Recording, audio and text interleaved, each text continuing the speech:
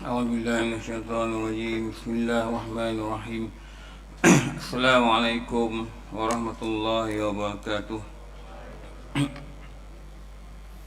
الحمد لله رب العالمين، والصلاة والسلام على سيدنا ومولانا محمد وعلى آله وصحبه أجمعين.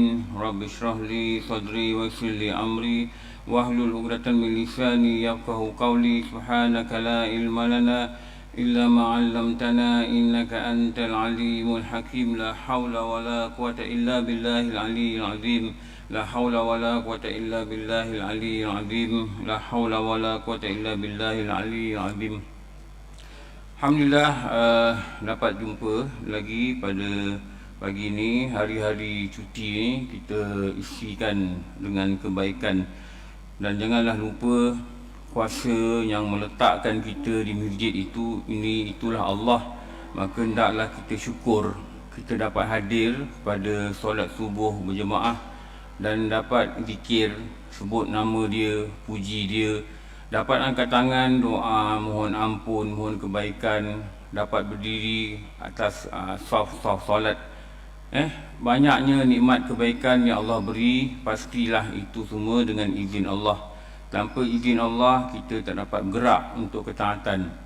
Maka seorang hamba yang sedang mendekati Allah tu, dia tak akan lupa satu perkataan, itulah nama dia Alhamdulillah. Kenapa? Dipuji Allah. Kenapa? Dia nampak ini Allah beri. Ramai orang datang masjid surau tapi tak rasa Allah yang izinkan dia datang. Kenapa? Jadi rutin, jadi kebiasaan. Ramai yang solat tak rasa Allah yang izinkan dia solat. Rasa ni lah yang tak ada.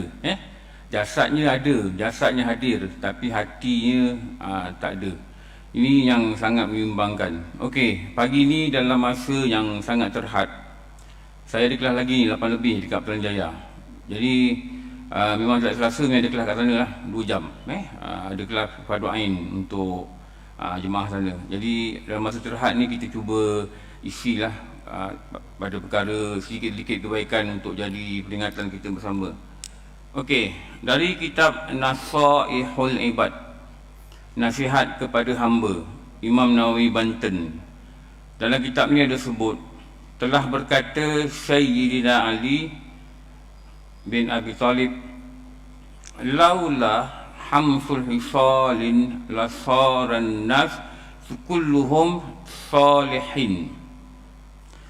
Jika bukan kerana sifat tercela ini, dia kata kalau bukan kerana 5 benda ni, bahasa dia bilang begitulah, maka semua manusia akan jadi orang baik.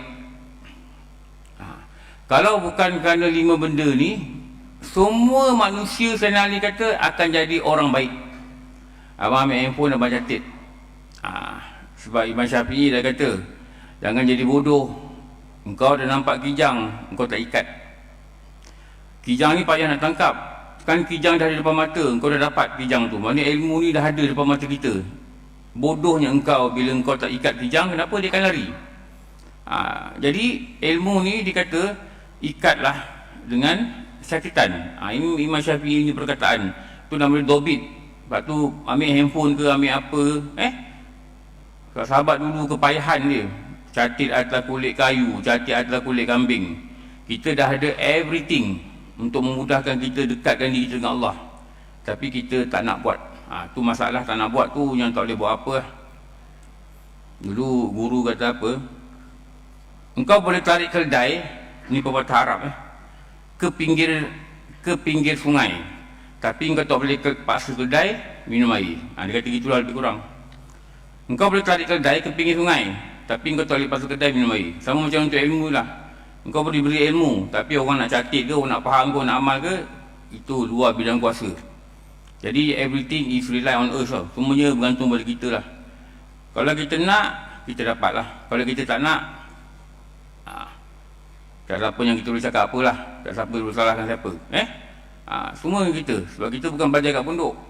Kalau belajar kat pondok, semalam 2 hari lepas saya pergi pondok. Pondok Lenggong Perak. Duduk lah rapat. Tumpang belajar lah dengan budak-budak sana 3 jam. Betul, pergi mengkuantiti. Ingat nak ngaji kejap dengan Ustaz Ahmad Ridaudin. Ahmad Ridaudin ni, dia ni ahli lembaga fatwa Negeri Pulau Pinang. Memang saya belajar dengan dia lah. Dia kata tak ada kelas, mai rumah makan semak lah rumah dia. Dia cerita lah. Dia cerita guru-guru ni kadang-kadang kena cengeng, dia kata kadang-kadang garang lah, dia kata, supaya murid dapat ilmu. Dia cerita lah kat pondok dia belajar macam mana. Tapi kat surau masjid ni semuanya bergantung pada kita lah. Kalau kita tak pergi pondok, kita bukan pelajar pondok, kita belajar kat surau masjid. Kalau kita tak ada inisiatif sendiri untuk dapat ilmu, pasti kita dapat. Semuanya bergantung pada kita. Kita nak tengok ilmu ni macam mana? Adakah nak tengok ilmu ni benda yang biasa je, dengar-dengar, tak dengar dah? Atau kita tengok ilmu ni benda cahaya yang berharga, yang boleh pimpin kita selamat dari neraka? Kita nak tengok macam mana? Nak tengok macam mana? Benar pepatah kata apa? Apa hasil kita tengok adalah apa hasil cara kita berfikir. Gitulah. Diorang gitulah. Orang businessman tengok hutan, dia nampak balak. Orang yang hati dekat dengan Allah, dia tengok hutan, dia kagum dengan Allah yang menjadikan hutan. Diorang gitulah. Okey. Laula hamsul hisalin la saran nasu kulluhum salih. Kalau bukan lima perkara ni, kalau bukan sebab lima perkara ni, maka manusia itu kulluhum salihin, akan jadi orang soleh. Jadi 5 benda yang menghalang ni. Pertama apa? Al-qana'atu bil jahli. Apa benda tu? Al-qana'ah, berasa cukup, berasa damai, berasa senang dengan jahli, bil jahli, dengan kejahilan. Ini satu pemusnah yang pertama, orang tak jadi orang baik. Apa? Dia rasa senang dengan jahil dia. Ramai orang cakap, Ustaz saya jahil. Betul, jahil tak apa. Pergi buat sesuatu. Dengan apa? Pergilah belajar. Betul tak? Kalau perlu ambil cuti untuk buka kitab, duduk pergi mengaji, ada guru, pergi ambil cuti. Jangan senang hati. Memang kan jahil, tapi jahil kena buat sesuatu lah. Kenapa? Inilah penghalang pertama untuk orang itu jadi soleh, jadi orang baik. Kita kena ingat orang soleh, dia akan buat amal soleh. Orang tak soleh, dia akan buat amal tak soleh. Amal tak soleh ni Allah tak terima. Orang soleh, dia buat amal soleh. Jadi halangan pertama ni, bila dia merasa senang dengan kejahilan diri dia, dia tak kisah, sifat 20 tak faham, apa benda pun tak faham, rukun syahadah, benda-benda asas pun tak erti. Asyhadu, apa maksud naik saksi, apa perkataan saksi ni macam mana, nampak ke, apa ke, pun tak erti. Ini saya kata ni. Kadang-kadang benda ni bukan berlaku pada orang tak datang masjid. Kadang-kadang berlaku juga pada orang datang masjid. 20 tahun dia cek benda-benda asas pun tak faham. Kenapa? Dia rasa senang hati dengan jahil dia. Ini benda utama menghalang dia untuk jadi orang soleh. Bila dia tak ada ilmu, dia amal dia bukan amal soleh. Duduklah surau 20 tahun, 30 tahun pergilah. Amal itu tak jadi soleh. Sedangkan amal soleh inilah yang berkata Imam Hatim Al-Asam. Dia kata, aku lihat ramai orang kumpul kekasih dalam kitab apa ni, Ayyuhal Walad, pada nasihat ke-15. Ramai orang kumpul kekasih. Ramai orang manusia ni kumpul kekasih. Mana ada orang yang disayang, ada benda yang disayang, ada harta yang disayang. Tetapi aku melihat kekasihnya itu hanya menemani dia waktu dunia je, tak boleh temani dekat alam barzah. Dan aku membuat kesimpulan, ada seorang kekasih yang akan menemanku, menghiburkan aku di alam barzah, yang menyelamatkan aku di alam barzah, yang menggembirakan aku ketika aku ketakutan berduka cita di alam barzah. Dan aku mengetahui bahawa sahabat aku itu, orang yang aku kasih itu, nama dia amal soleh. Itu nama dia amal soleh tu. Gunanya apa ni? Besok dalam kubur Sungai Ramal, besok ada kawan. Saya akan selalu cakap perkataan Baba Karim. Baba Karim ni ulama dekat Patani, pengungsi satu nak bila kita jumpa dia, minta nasihat. Dia kata, kalau ada amal soleh, dia kata, nanti datang seorang lelaki yang jangok, yang cantik, dia kata, dia kat Kelantan lah, yang cantik, rupa dia putih, baju dia, rasa badan dia, Dia kata dengan mayat tu, wahai mayat, engkau jangan takut, engkau jangan susah hati, engkau jangan duka cita. Aku akan teman engkau. Aku kawanmu yang baik. Maka berkata mayat, siapa engkau? Aku tak pernah kenal pun engkau. Akulah amal solehmu di atas muka bumi. Jadi dia akan bela. Siapa ni? Amal soleh. Amal soleh ni terhasil dengan apa? Terhasil dengan ilmu yang bermanfaat, ilmu yang betul, ilmu yang tepat. Kadang amal tak soleh. Itu nak kena belajar pula tu. Rukun agama ada Islam, iman dan ihsan. Ihsan ni yang peranan untuk menjadikan amal tu soleh. Nak kena faham rukun agama. Kadang rukun agama tak erti. Allah, ini sangat-sangat menakutkan lah. Betul saya kata. Tapi saya tak tahulah, orang rasa senang hati. Rukun agama tak pandai. Benda asasnya pada diri dia. Rukun agama tak erti. Syarat-syarat mendapat agama tak erti. Syarat sah beragama tak erti. Apa benda? Benda asal dan tauhid tak erti. Jadi apa halangan dia ni? Halangan dia ni, dia rasa senang dengan kebodohan. Senang hari ni bila orang tanya dia, antara jawapan dia, apa pilihan kau? Harta dengan ilmu. Macam-macam jawapan dia bagi. Dengan jawapan-jawapan yang beza. Dia kata harta ni aku nak jaga. Harta ni aku kena hisap. Ilmu ni tak dihisap. Dia kata harta ni warisan dunia. Warisan orang tamak. Ilmu ni warisan para rasul. Dia bagi 10 jawapan yang beza. Kenapa? Dia melihat ilmu ni benda yang sangat perlu. Sebab tu kita mungkin buat kelas, buat kuliah, tapi yang saya lihat kebanyakannya tak serius lah. Bukan muzik tak serius, yang datang tak serius. Yang datang tak nampak serius. Kitab tak ada, catatan tak ada, duduk orang belakang, kadang-kadang tidur. Ni tanda tak serius. Saya selalu cakap apa kalau kita hantar anak kita pergi belajar kat universiti, kat college, dan kita dapati anak kita tidur dalam kelas, kita kata apa buang duit abah je bayar yuran kau. Betul tak? Kena pula sekolah swasta, diploma 30,000. Kau buang duit abah betul, dalam kelas kau tidur. Ada pula kawan dia ambil gambar hantar kat kita. Pakcik, anak pakcik tidur dalam kelas. Sama macam inilah, masjid keluar duit. Betul duit wakaf. Kau duit wakaf. Duit orang ramai yang catat dekat bot tu, seminggu 7,000, 8,000, 9,000. Dan duit wakaf ni dibayar selagu hati lah. Walaupun tak banyak mana. Pada guru-guru yang ngajar, guru bawa kita ngajar. Dan kita datang tidur. Lebih kurang macam itulah. Lebih kurang macam itu. Lebih kurang macam itu juga. Begitulah macam mana bapak dia ni sedih hati tengok anak tidur. Begitulah orang yang menyumbang pada wakaf ni. Mungkin mereka tahu, mereka pun sedih je. Bagi duit kat masjid, buat kelas, orang tidur. Begitulah lebih kurang Lepas tu jangan tidur. Ini satunya malang tau. Kita belajar fiqah, guru kata apa. Saya ni buatan guru ni saya ambil ni. Kita belajar fiqah. Kalau kita ambil wuduk secara berlebihan di air wakaf. Air wakaf ni air masjid, air surau. Hukum dia haram, bukan makruh. Kalau kita ambil wuduk secara berlebihan, mandi buka air besar-besar, basuh lebih 3 kali di air yang kita bayar bil di rumah, tu baru makruh dia kata. Itu baru hukum makruh. Tapi kalau ambil air berlebihan di masjid, di surau, yang duit tu dibayar dengan duit wakaf, tu hukum dia haram. Ini boleh tengok kitab Sabilal Muhtadin. Dulu kami belajar baca kitab tu, guru cakap itu. Memang kitab tu dia cakap. Sama juga. Sebab tu jangan bagi duit wakaf. Jangan bagi duit wakaf. Ini suatu yang akan dihisap nanti. Jadi kejahilan ni dia sangat membimbangkan lah sebenarnya. Dia memang menghalang. Menghalang apa? Menghalang manusia ni jadi soleh. Sedangkan ini yang selalu didoakan. Allahumma ja'alni minat tawwabin wa ja'alni minal mutatahirin wa ja'alni min ibadikas salihin. Dalam doa wuduk ya Allah, jadikan aku ni orang-orang taubat, orang-orang yang bersuci, orang-orang soleh. Minta mohon jadi orang soleh.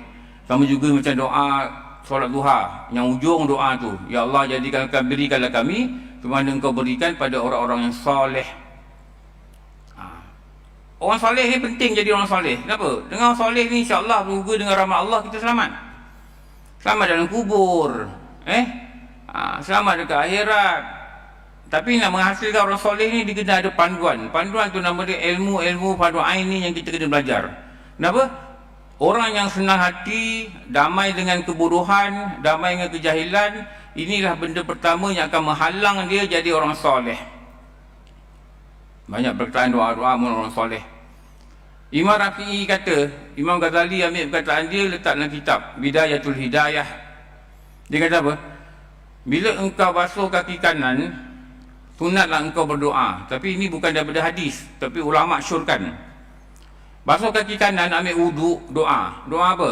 Ya Allah, ya Tuhanku, jadikanlah kakiku ini, kaki kanan ni, masa kita ambil basuh kaki kanan, tetap di atas titian sirat bersama kaki-kaki orang soleh. Dia keluar lagi perkataan tu, orang soleh lagi. Dan Imam Rafi'i kata, Imam Ghazali ambil perkataan tu letak dalam kitab Bidayatul Hidayah. Bila basuh kaki kiri, hendaklah engkau berdoa, janganlah engkau gelincirkan kaki ini bersama-sama kaki-kaki orang yang musyrikin, orang musyrik, kaki orang musyrik di atas titian sirat. Nampak? Dia tunjuk dalam kitab tu, Imam Rafi'i kata lawan soleh ni orang musyrik. Dia minta tetapkan kaki. Minta tetapkan kaki. Siapa yang tetap kaki ni? Tu orang soleh. Tu orang soleh tu. Doa lepas wudu minta jadi orang soleh. Doa lepas duha minta pemberian ni Allah beri, sebenarnya Allah beri pada orang soleh. Inilah kena ada usaha, mesti ada usaha yang berterusan untuk jadi orang soleh. Orang soleh ni selamat insya-Allah dengan rahmat Allah, selamat di dalam kubur. Tenang kehidupan dunia dia, selamat dia nanti di akhirat. Orang-orang yang dapat nikmat minan nabiyyin wasiddiqin wasyuhada wassalihin, 4 golongan ni salah satu dia orang soleh. Dapat nikmat, bahagia dia dunia, bahagia di akhirat, orang soleh. Jadi macam balik tadi, orang soleh ni dia mesti datang daripada dia buat amal soleh. Nak buat amal soleh ini dia mesti ada ilmu yang tepat, ilmu yang betul untuk bimbing dia buat amal soleh. Kalau tidak hanya jadi adat-adat lah, jadi kebiasaan, jadi rutin. Sembayang tak erti, syarat sah sujud tak pandai, syarat sah rukuk tak erti, niat macam mana pun tak faham. Ini sangat menakutkan lah. Dia tak sedar dengan dia tak faham, dengan dia tak tahu tu, dia ada satu hail. Hail ni macam kita kata halangan lah, guru kata. Halangan untuk dia pergi jadi orang soleh ni, dia dah terhijab, dia dah terhalang tanpa dia sedar. Dia rasa dia okey lah, dia tak mencuri, dia tak gini, dia tak gitu dia tak mencuri, dia tak buat benda jahat. Puasa dia puasa, haji dah pergi, zakat pun tunai, tak ada masalah apa-apa.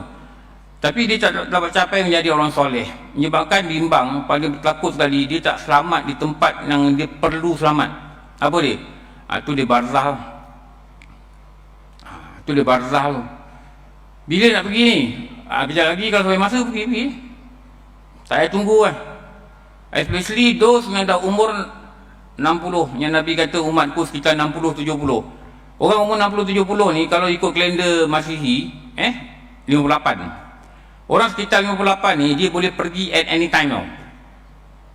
Yang pelik, jangan heran tiba-tiba dalam WhatsApp meninggal lah, jangan heran. Rasulullah sebut. Tapi kalau masih lagi 50, masih 60 lagi, walaupun orang muda pun ramai meninggal, masih lagi tidak dapat tak jumpa jalan. Macam mana nak buat ni? Ni sangat bahaya lah. Ni sangat bahaya. Kenapa umur ni kita boleh pergi bila-bila tau. Tiba-tiba sak nafas rebah, tiba-tiba makan sedap rebah, tiba-tiba gitu dah ramai dah kita lihat berlaku kadang depan mata kita yang kita tengok. Jadi kalaulah benda yang Allah nak bawa roh kita pindah ni, kita masih lagi belum berubah, dan pastinya malaikat maut dia tak tanya kita. Dia tak peduli. Malaikat maut dia takkan kisah anak kecil ke, ada anak OKU ke, belum taubat ke, ilmu padu ain tak reti ke, wuduk pun tak faham ke.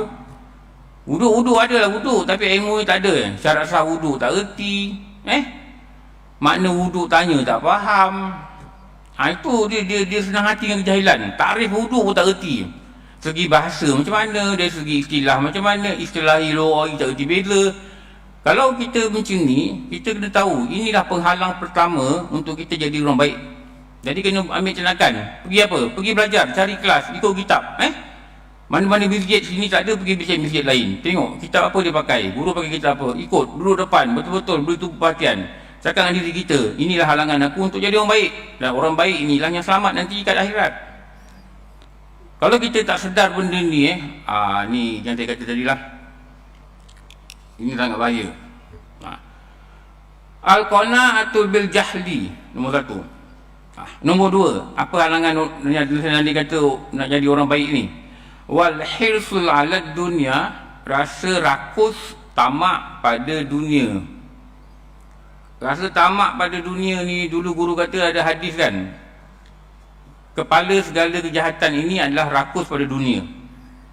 Dan ini yang berlaku pada akhirat dia lebih kurang hal akhirat lebih kurang, tak apa, lebih kurang. Tapi pada urusan dunia, ni kena betul-betul buat. Itu guru kata apa? Terutama hal rezeki, nampak? Orang kerja buat 2 kerja gitu gini. Tapi hal akhirat, dia ada benda lebih kurang lah. Dia ada sifat lebih kurang pada akhirat.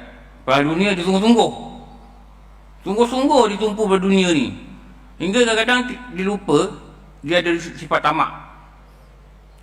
Sifat tamak pada dunia ni, ini yang menghalang dia ni.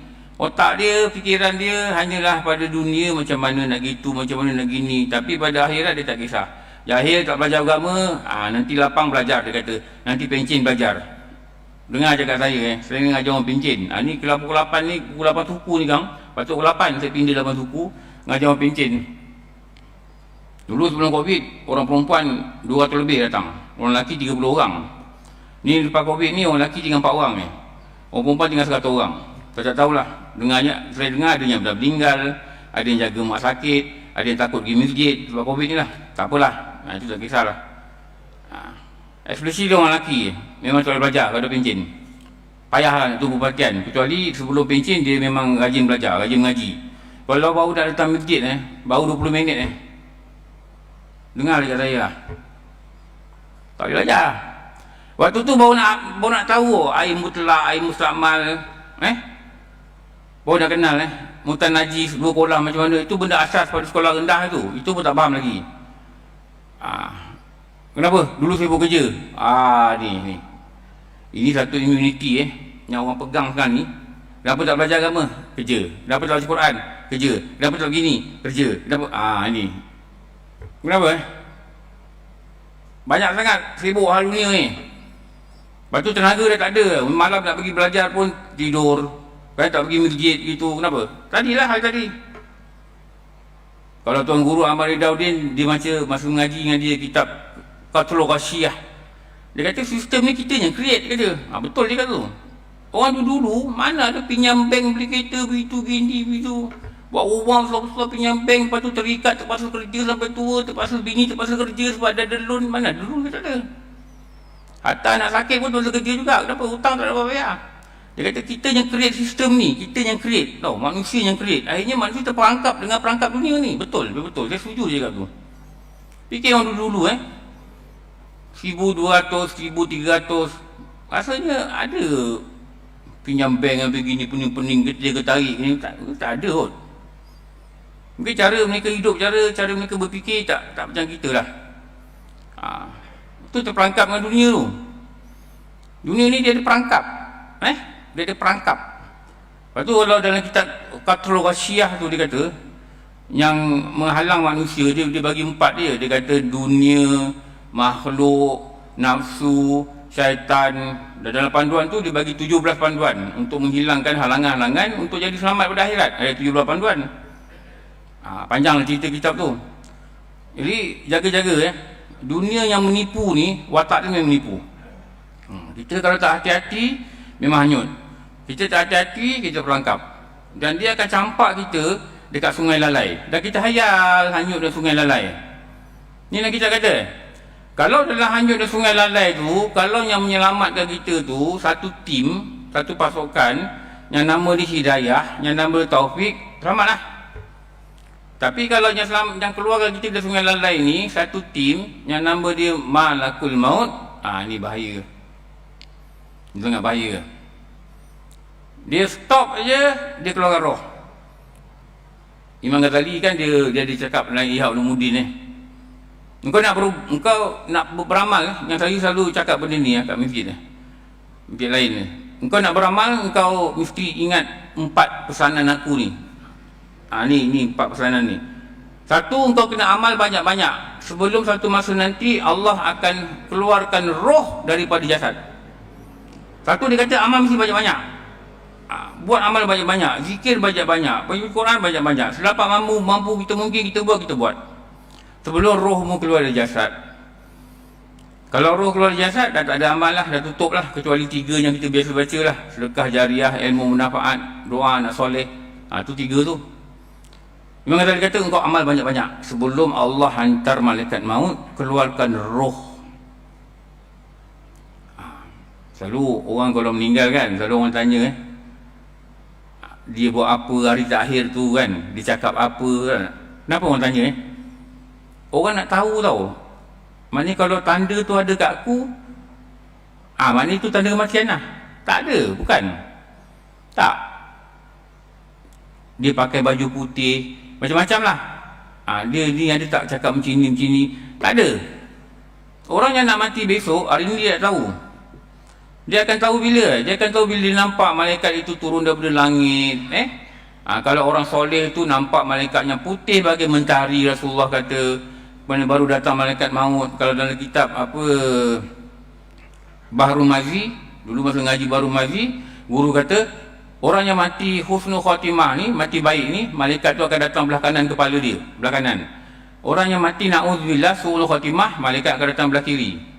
Yang datang belah kanan tu akan kata apa? Wahai roh yang baik, keluar engkau dalam keampunan Allah. Na'udzubillah. Yang datang belah kiri dia kata apa? Wahai roh yang jahat, keluarlah engkau dalam kemurkaan Allah. Itu je proses dia. Dan dia pun tak tahu, sekejap lagi dia nak rebah. Tak tahu, betul, memang tak tahu. Dulu Ustaz Mat, saya ngajar masjid Cerah Utama. Dia WhatsApp, dia pukul 11, dekat depan masjid ni ada semak tau. Jadi dia ambil mesin rumput di mesin. Semak tu kalau dari luar memang tak nampak. Semak. Masa dia dah meninggal tu ada satu ustaz tunjuk lah, dia nak jumpa saya pukul 4. Dia meninggal pukul 12. Pukul 1 tu giliran dia jadi imam. Jadi orang tengok dia tak ada. Ada jemaah kata, Ustaz Ahmad, motor dia ada kat tepi tu. Rupanya dia dah rebah dalam kawasan dia buat mesin rumput tu lah. Dia sandar kat pokok, dia rebah. Dia sebelah pokok tu dia jatuh. Kalau dia tahu dia nak meninggal, takkan dia WhatsApp orang nak jumpa pukul 4, betul tak? Ni semua ni benda yang kita tak tahu ni. Dan kita bukan disuruh untuk tahu bila kita meninggal. Dan kita tak ada jawapan. Bila tanya ustaz, tanya apa, bila saya meninggal. Ustaz tu sini kata, saya pun tak tahu bila saya meninggal. Tapi yang disuruh apa? Persiapan. Apa persiapan kita Tanya diri kita lah. Hari-hari pergi kerja lalu highway, selalu lalu je merah. Kenapa merah Allah suruh kita tengok kiri je. Kita tengok apa tu? Tu kumpul dengan ramal tu. Kau nak pergi kerja, kau merah kau tengok. Ni nanti cepat aku balik. Rupa balik je mana? 2 rupa je. Sama ada taman-taman syurga atau gaun neraka. Faham Kalau dia taman syurga, dia jadi gaun neraka. Itu guru kata, ada hadis kata sedetik lagi kematian maka malaikat akan tunjuk tu rumah kau. Rumah apa? Rumah lah. Kalau jadi gaun neraka lah. Na'udzubillah min zalik. Kalau jadi taman syurga lah. Bergantung pada apa yang kita buat kat sini. Sekarang ni, apa kita buat? Apa kita siap? Apa persiapan kita? Kalau main lebih kurang gini, gitu, gini, semayang tak belajar, tumak ninah pun tak erti. Kat sini pun kadang-kadang ada juga beberapa orang yang masih, itulah saya ni tak ada kekuatan nak jumpa. Betul, saya harap duduklah belajar ilmu, belajarlah. Alhamdulillah. Tuan-tuan boleh tengoklah. Tumak ninah pun tak faham. Macam tumak ninah ni apa? Apa definisi tumak ninah? Apa tumak ninah ni apa benda? Mereka tak reti. Tu yang agak sedih lah. Agak sedih. Tu jangan macam itulah. Ada Abu Hurairah kata dengan seorang lelaki, kalau kau semayang macam ni 40 tahun Allah tak terima semayang kau. Tak sah. Lepas tu nak kena faham kaifiat solat ni hari-hari kita buat. Dia ada berapa syarat, dia ada 13 rukun. Kalau ikut Hidayatul Sidyan, dia ada 102 syarat. Dan 13 ni dipecah je 102 syarat atau rukun. Dia kena belajar. Kalau tak belajar Allah apa buat selama ni pun tak tahu, bimbang salah. Tu je. Kalau dah belajar betul okey. Sifat tamak tu nombor 2 tu. Wal hirsu 'ala dunya. Nombor 3, wasyuhu bil fadl. Sifat bakhil akan harta. Jadi orang baik ni antaranya bakhil. Kedekutlah. Tu dalam kitab Penawar Bagi Hati dia buat apa orang yang bakhil ini jauh daripada kasih sayang manusia, jauh daripada kasih sayang manusia, jauh daripada rahmat Allah, dekat dengan neraka. Ini orang bakhil yang 3 benda lah. Orang bakhil ni orang manusia pun tak suka. Sebab tu ada watak dulu dalam cerita Ibrahim itu, Haji Bakhil. Orang tak suka. Jauh daripada kasih sayang manusia, jauh daripada rahmat Allah, jauh daripada kasih sayang Allah, dan dekat dengan neraka. Sedangkan dalam kitab tu kata apa? Orang yang pemurah itu dekat dengan kasih sayang manusia, dekat dengan rahmat Allah, dekat dengan syurga. Dan 3 benda yang dekat dengan dia. Siapa? Pemurah. Pemurah. Lepas tu nak kena murah-murah lah. Masuk duit lepas subuh, sebelum subuh masuk RM3, RM4 tak apalah satu hari. Dan cuba istiqamah. Tak online boleh sekarang. Masuk online, bagi kat masjid duit. Moga-moga bila dia buat benda-benda macam ni, kita dapat faham kenapa dia buat kebaikan. Mustahil masjid nak anjur benda-benda berdosa, tak. Jadi apa juga bayar bil ke apa benda semua ni, dia akan dapat kebaikan. Pihak masjid dia tak perlu risau, Allah akan aturkan semua ni. Saya tanya Ustaz Ridauddin semalam ke 2 hari lepas, 2 hari lepas lah, Ustaz belajar berapa? Ada 100 lebih. Dia orang Penang siapa selalu ikut dia ni ahli lembaga fatwa Majlis Agama Pulau Pinang. Dia paksa saya makan. Dia kata, amboi datang dari jauh tak nak makan. Duduk pula makan nasi lemak rumah dia. Tu cerita tu. Dia kata, Ustaz berapa belajar? 100 lebih Ada 120 gitulah. Kata lelaki perempuan tak ada. Saya kata, Ustaz tinggi, ada dia buat satu bangunan 3 tingkat. Dia kata insyaAllah saya tak risau. Pasal saya yuran berapa? Yuran tak ada. Sisa pondok ni selalu tak ada yuran. Saya mengikuti apa yang dulu bapak saya cakap. Dia kata jangan ambil yuran kat pelajar. Tapi kalau mak bapak dia nak sumbang, ambil lah. Tapi nak minta yuran tidak. Sama juga macam Ustaz Mayudin Pondok Bera An-Najah. Saya saja tanya soalan ni, Ustaz yuran bapak? Tak ada yuran. Habis makan minum macam mana lah? Ni makan minum duit api. Fis sama wa wal ard, dia kata Allah akan aturkan daripada langit dan bumi. Betul. Dia kata dengan saya, Ustaz, semalam Ustaz Ridauddin cakap saya, Ustaz, tak nampak tu bangunan 3 tingkat tu? Orang perempuan makcik tu bagi saya 500,000 buat bangunan. Tu ada bangunan ni masjid dalam pondok, sebelah tu ada bangunan. Daripada highway nampak. Daripada highway nak pergi lunas Kulim ni nampak. 500,000. Makcik ni baru meninggal kemarin. Orang Kedah sekali kemarin apa? Semalam Semalam ke 2 hari lepas? Semalam. Kalau kemarin semalam kot. Saya ingat kemarin semalam. Dia baru meninggal kemarin. Dia bagi saya 500,000, Ustaz buat asrama. Saya buat 3 tingkat. Tu bangunan tu lah. Tu saya yakin macam arwah ayah saya katalah. Ayah dia Tuan Guru Haji Wahab. Dia kata apa? Hang ngajak je. Apa dan lain tu hang jangan risau. Allah akan aturkan. Betul. Ada satu NGO, saya dah cakap NGO apa lah. Orang bagi dia cash bank in 10 million. Orang perempuan tu daripada Kelantan. Orang kaya, pasti orang kaya lah. 10 million untuk dia agih 10 juta tau. Sekali bagi je. Betul.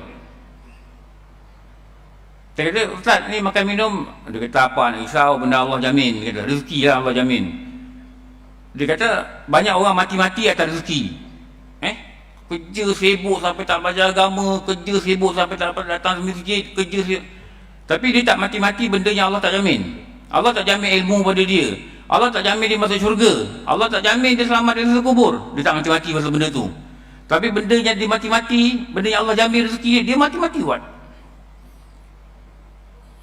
Tu kalau apa arwah Ustaz Ra'i tu ngaji dengan dia kata apa? Jangan mati-mati benda tak buat mati. Tapi mati-mati benda yang buat mati. Perkataan tu memang senang ingat. Jangan mati-mati benda tak buat mati. Dunia ni, urusan dunia ni. Tapi mati-mati benda yang buat mati. Apa? Amal, mati-mati. Sungguh-sungguh orang maksudnya. Sungguh-sungguh buat, betul-betul belajar. Sungguh-sungguh.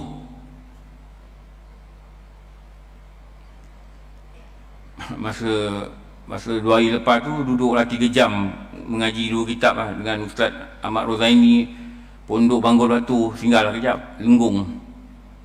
Baca apa? Diyaul Murid. Diyaul Murid dengan kitab apa? Sulamul Muhtadi. Dia pelajar dia banyak budak-budak 20-an lah, dengan budak belasan tahun lah. Garang juga Ustaz ni, tapi bagus. Aku tak nak hampa ada adik angkat. Dia kata itulah dekat pondok budak-budak. Aku dengar hampa ada adik angkat, pegang-pegang tangan jalan, nak penampar. Dia memang garang, tapi dia garang masa mengajar dia garang. Dia suruh budak-budak duduk depan, duduk keliling.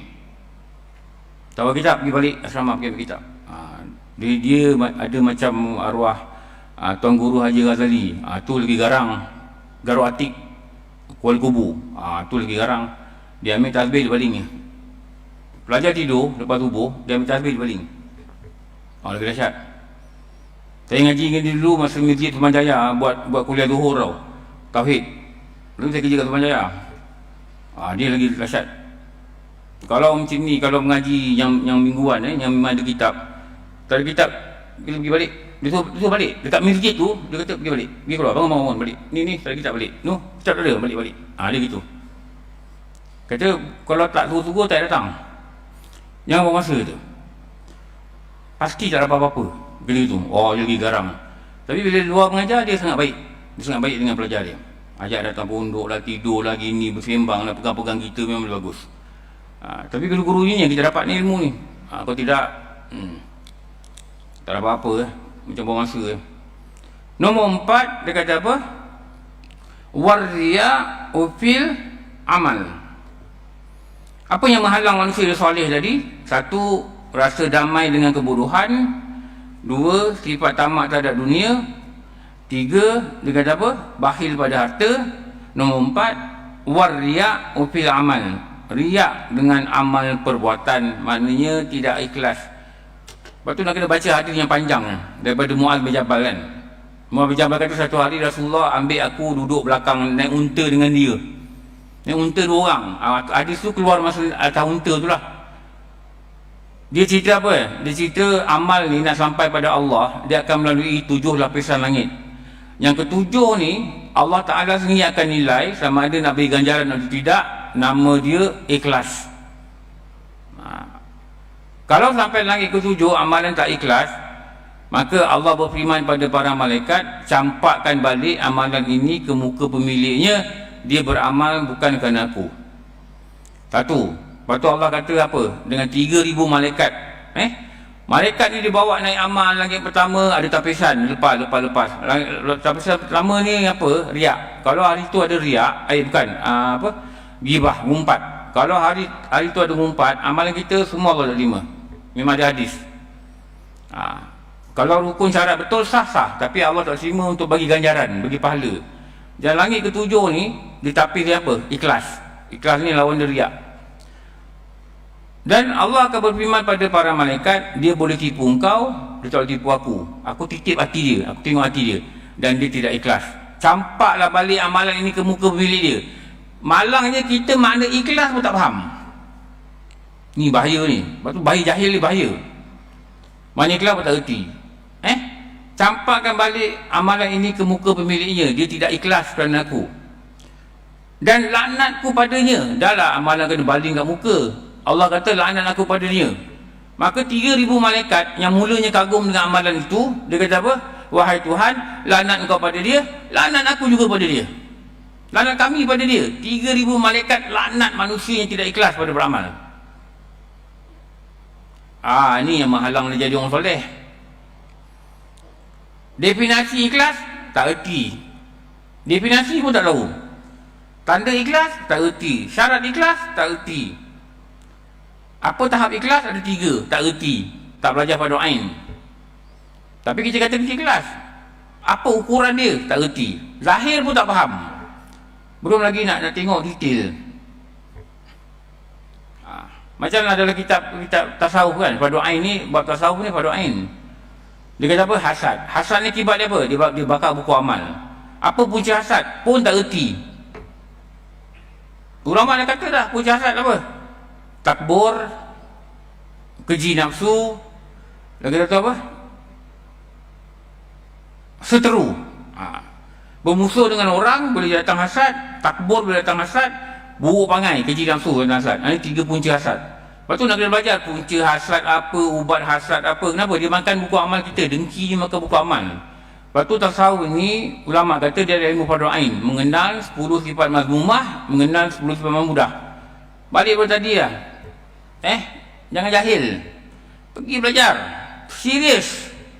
Macam mana kita serius tak nak kena bakar dan neraka, macam mana kita serius tak nak kena impit dalam kubur. Betul-betul serius, betul. Buktikan dengan apa? Dengan tindakan kita. Pergi belajar agama. Allah, ini yang ramai orang tak buat. Semayang ramai orang semayang, belajar agama ni ramai orang tak buat. Tenggelamlah dia dalam zulumat. Imam Syafi'i kata tenggelamlah dia dalam kebodohan, tenggelam dalam dunia yang kelam. Itu nama dia, dunia zulumat, gelap gelita. Imam Syafi'i kata engkau keluar cepat, pergi pada cahaya. Cahaya tu apa? Cahaya tu nama dia ilmu. Pergi pada cahaya, jangan duduk dalam gelap. Ramai yang tengah duduk dalam gelap ni tak sedar. Jaga-jaga. Warriya ufil amal. Apa nombor 4? Riak dalam amal dia, perbuatan dia. Nombor 5, wal aijabu bir ra'i. Apa dia? Bangga diri, rasa diri baik. Kalau katakan ujub, heran dengan diri dia, bagus aku ni pergi masjid, ni bahaya. Lepas tu Ibnu Mas'ud kata apa? 2 perkara yang merosakkan manusia. Ibnu Mas'ud kata 2 perkara merosakkan manusia. 1, bangga diri. 2, putus asa. Putus asa ni pun merosakkan manusia. Lepas tu hati-hati. Sayyidina Ali dah sebut dah benda ni. Saya sambung tadi, Imam Ghazali kata engkau nak beramal, engkau kena pegang 4 ni. Saya dah habiskan. 1, engkau beramal banyak-banyak sebelum Allah Ta'ala keluarkan rohmu daripada jasad. Berbahagialah orang yang roh dia keluar nanti, dia dipanggil wahai mutmainnah. Ya ayatuhal nafsul mutmainnah irji'i ila rabbiki radiyatan mardiyah fadkhuli fi ibadi wadkhuli jannati. Itu ayat tu lah. Beruntung orang yang akhir telinga dia dengar benda tu. Waktu tu orang luar tak dengar. Saya selalu cakap dulu kan, guru saya kata buat tangan kat sini. Buat tangan kat sini, dia kata nanti roh ni akan dicabut dari kaki. Bila roh tu sampai sini, masa roh dicabut dari kaki sampai kat perut, sampai kat dada, perut akan berlombang, dada akan berlombang. Waktu tu kita nampak lagi lah, nampaklah doktor, nampaklah orang keliling, nampaklah ini, nampaklah apa benda katil hospital, nampaklah apa-apa, nampaklah. Kalau operation room, nampaklah lampu besar tu nampak. Selagi roh tak sampai sini. Bila roh tu tarik sampai sini, waktu tu hijab dah terbuka. Waktu tu tak nampak apa dah. Pandang orang pun tak kenal. Dia dah pandang ke atas lah. Waktu tu roh sampai kat sini. Waktu roh sampai kat sini, dia lihatkan benda lain pula. Apa? Benda-benda yang dia tak nampak atas dunia. Satu, dilihatkan buku amal dia. Lepas tu dia nampaklah semayang dia berapa, tak semayang dia, qadha tak qadha. Ni menakutkan. Tengok 5 tahun tak semayang kat sekolah menengah, tak semayang. Dulu tak semayang, tapi qadhaan, tak ada qadhaan. Waktu tu dia mengelabah. Nampak tak semayang? Waktu tu dia akan mengelabah. Cukup tu. Lepas tu dia lihat ke apa? Dia lihatkan malaikat yang turun. Dilihatkan tempat dia nak pergi. Waktu bila? Waktu tu roh sampai sini. Ghargharah. Waktu tu orang tak nampak apa kita nampak. Waktu itulah datang kesal. Waktu itulah dia akan kata, dalam Quran kata apa, ayat surah Al-Mu'minun tu, ayat 900 yang selalu dibaca di masjid tu. Hatta iza jaa ahadakumul maut qala rabbirji'un. Hatta iza jaa ahadakumul maut qala rabbirji'un. Berkatalah orang-orang ingkar waktu dia nak mati, rabbirji'un, rabbi irji'un, ya Allah, balik aku balik kat muka bumi. Waktu tu dia kata gitu. Kenapa? Dia nampak ada performan dia, dia nampak apa dia buat atas muka bumi tidak menyelamatkan dia dalam kubur. Paling takut nampak sembahyang yang buat pun tak sah. Mana sah, rukun pun tak erti. Wuduk pun salah, mandi wajib salah. Ini lagi menakutkan. Kalau mandi wajib tak erti rukun, tak erti fardu, wuduk tak pandai fardu, alamak. Please berhenti benda lain, fokus pada benda tu lah. Tolong lah. Kau nak selamat lah. Kalau selamat, kalau rasa tak kisah, pulang lah. La'alli a'malu salihah fima taraktu. La'alli a'malu salihah fima taraktu. Supaya ya Allah aku dapat buat amal soleh yang aku tinggalkan. Itu ayat 100 surah Al-Mu'minun. Mula dia kata, ya Allah hidup aku balik. Dia nampak dah waktu tu, dia nampak amalan dia macam mana, apa dia macam mana, begitu begini. Banyak benda dia tak terima Allah, dia tak ikhlas. Mana ikhlas pun dia tak faham. Lepas tu dia kata gitu, la'alli a'malu salihah. Dalam keadaan yang meraung-raung dia bercakap, fi ma taraktu, supaya aku dapat buat amal soleh yang aku tak buat. Ya Allah, kau hidup aku balik. Allah kata dalam ayat tu lagi apa? Kalla innaha kalimatun wa qabiluha. Tidak, sekali tidak. Itu hanya kalimatun wa qabiluha. Itu hanya kalimah engkau. Itu hanya perkataan engkau. Engkau takkan buat. Wa min waraihim barzakhun ila yaumi yub'atsun. Kau akan ditinggalkan, kau akan dihantar di hadapanmu ada barzakh. Engkau akan duduk kat barzakh dan engkau akan duduk hingga hari pembalasan, yaumi yub'atsun. Itu surah Al-Mu'minun ayat 99 ayat 100. Tu saya cakap amaran-amaran ni Allah dah cakap dalam Quran dan banyak yang akan berlaku. Dulu saya baca perkataan ni, ayat ni dekat masjid apa tu? Nurul Ihsan. Nurul Ihsan, apa Taman Cerajaya, gitulah. Dah lama dah ngajar sana, sekarang pun ngajar lagi. Dah rasanya ngajar sana dah 9 tahun kot. Dekat 10 tahun dah. Saya pintu keluar sini dia balik. Saya memang perasan ada seorang abang ni di istiqamah. Dia kalau saya ngajar, kalau lain saya tak tahulah. Selalu dia ada. Dia ada dekat belakang, duduk belakang. Dia gunakan ni tabung masjid ni. Tabung CD ni dia gunakan jadi meja lah. Dia duduk, dia guna tabung masjid tu dia catat. Saya selalu berhati. Tak apalah tu, tak ada masalah. Tapi hari tu nampak dia betul-betul tumpu perhatian. Saya nak keluar, dia ditahan dekat pintu. Dia menangis lah. Dia pakai dengan pendek, dia pakai kain pelikat, dia menangis. Dia kata, kenapa bang? Ustaz, saya takut Ustaz. Saya takut Ustaz, ayat yang Ustaz baca tadi, saya cukup takut Ustaz. Ayat apa tadi? Ayat tadi lah. Bila orang tu dia nampak amal soleh dia tak ada, disuruh Allah hidupkan dia balik. Untuk apa? Untuk dia buat amal soleh yang ditinggalkan. Allah kata tidak, engkau takkan buat. Dan tak ada lagi balik-balik engkau, tak ada. Engkau akan duduk di barzakh. Saya takut Ustaz. Orang nangis.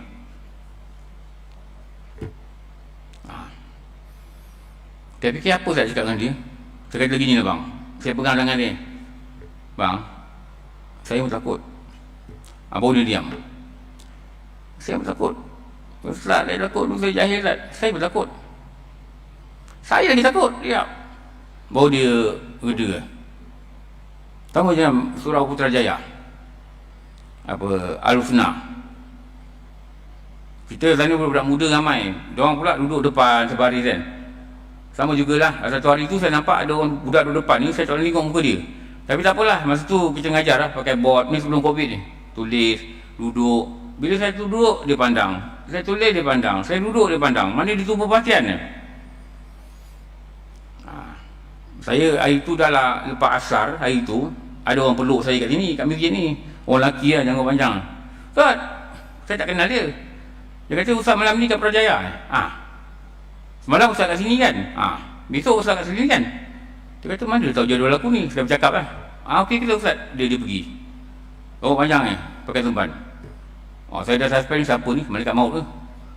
Risau juga, tak kenal orang ni. Ada seorang lagi tu, dia tengah tengok gambar tu, gambar Haji Mat Saman tu. Dia tarik tangan saya. Ni Haji Mat Saman. Saya kata, ni moyang saya, dia kata. Ni moyang saya. Dia kata Haji Mat Saman ni sebenarnya nama dia bukan Haji Mat Saman, nama dia lain. Sebab mereka ni menentang penjajah keturunan dia, jadi mereka tukar-tukar. Saya tahulah, tapi apa yang nenek saya kata, bapak dia nama Haji Mat Saman. Sejak tu saya tak jumpa lagi lah orang lelaki tu.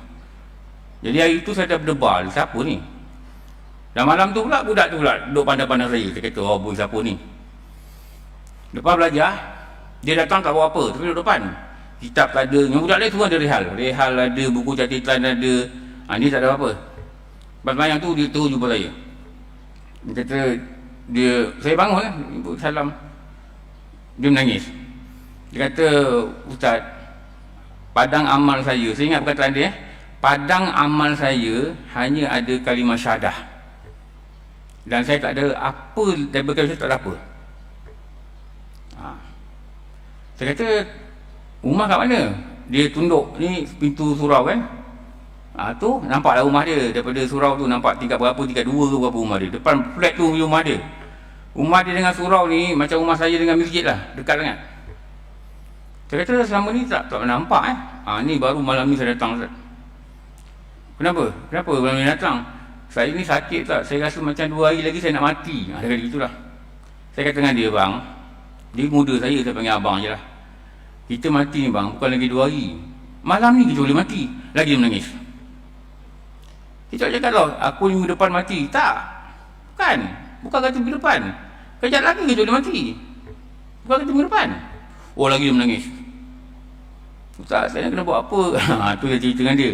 Datang belajar, bawa kitab, bawa buku, apa-apa kelas kat sini ikut, belajar betul-betul. Lepas tu cuba nak berubah.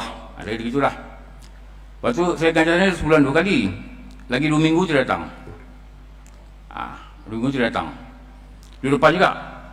Saya nampak dia bawa ni, file, bawa stapler, bawa highlighter, bawa pembaris, bawa buku, bawa kitab macam pergi sekolah. Lepas tu dia senyum-senyum lah. Lepas tu dia salam saya, ustaz, saya dah bawa ni, benda belajar. Saya kata apa dengan dia? Ini baru rupa orang nak mati. Kenapa? Dia buat persiapan. Betul ustaz, betul. Boleh kata betul. Betul tak?